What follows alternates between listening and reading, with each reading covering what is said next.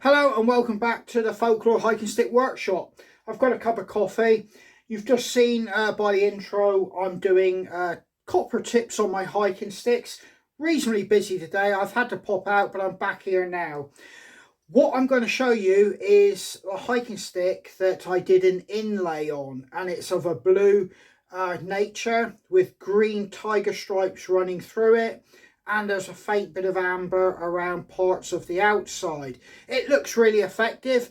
It's completed now, it's in the rack, but I'll take you down to the woodshed because there's a fraction more light. It's gloomy today, we don't have a lot of sun, but it will still look better down there than in here. So I'm going to grab my coffee, grab the stick, we'll make our way down to the woodshed and we'll have a little look at the stick and have a little chat about it.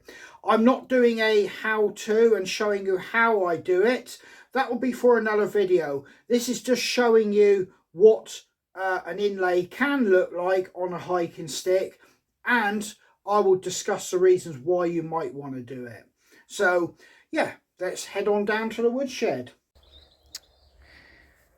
Got the birds chirping in the trees over here. It's just a bit of a thing I do, let you guys see what the weather's doing here. No wind, a bit damp, but it's pleasant.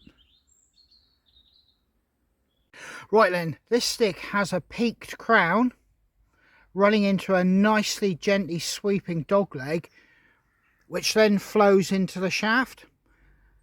Like I said, I've got the stag there and my actual logo and the inlay, and as you can see, it works really well. This is about 120 centimeters, and the inlay sits pretty much halfway up the shaft before you get to the dog leg.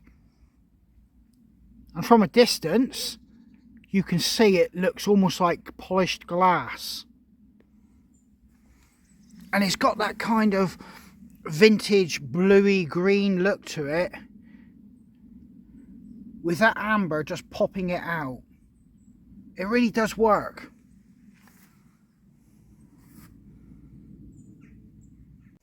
Well, there you go. You can see the inlay there, the epoxy, and it's shining. You can just see the green's tiger striped green in it as well.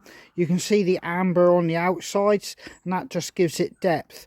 You can also see how tight the grain is running around the outside of that knot. So that wood is under a lot of tension and stress, but it will be quite strong around there because that is really tight grained wood. But you can see that it actually does look quite nice on the stick. But if you've got a knot or a crack, it might be something you may want to consider doing an epoxy inlay yourself. Now, I will show you how to do these, or how I do them, when I next get one that I've got, or I'm going to do an epoxy fill on. But yeah, it's just something to consider. If you've got a stick that you think you might want to use or do an epoxy inlay it on, it's definitely worth giving it a go. Right then, there it is. You can see that inlay, and it does look, even in a gloomy woodshed, it does look nice. It didn't have to go too far down. It's only a couple mil underneath the surface. The actual knot just needed removing because it was pretty loose. You can see how tightly packed the actual wood grain is there. You can see the lines of it on the outside. That wood is solid. It's a good thick piece of wood, and yeah, structurally that's not there for anything other than just to look at and be nice, so you don't have that scar where that knot was. With epoxy, you can probably get epoxy, coloured epoxy, I'm not sure. I actually add a colour to my epoxy. You'll have to do your own research because obviously mixing chemicals and products could go horribly wrong, if not dangerous. So you need to possibly do your own research to make sure both the paint and epoxy are compatible to be mixed. But as you can see, the result out here has come out pretty good.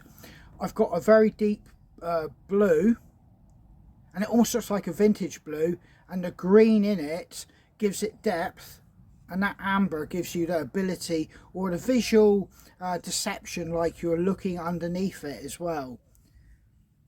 It all comes together and it works very nice. So the reasons you'd do that is if you had any, defect which was aesthetic, you wouldn't really want to use that for structural integrity. If the stick has problems with its integrity, I would say it's time to bin the stick. Only do this method if you're looking to do something different than just putting filler or glue with wood sawdust or wood chips, or inserting another piece of wood in there. Those are all viable options, by the way, but this just adds something different to your repertoire and can make your sticks stand out from the crowd, and they do look nice. And I've had no problem selling any of the sticks that I've done inlays, and I should imagine this one here I'll have no problems. Like I said, the whole stick, it just works. There's something kind of a little bit vintage about it, and instantly when you look at it, that you know that it isn't paint. You can see in some respects you would be looking at it thinking, is that glass inserted there? Obviously it's not, it's epoxy. But yeah, I think it's come out very well.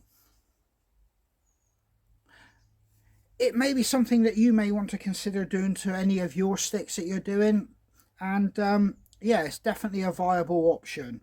So yeah, that's me all finished on this. Next time we discuss anything like this to do with epoxy and doing an inlay, I will be bringing you along and you can see me do it from scratch.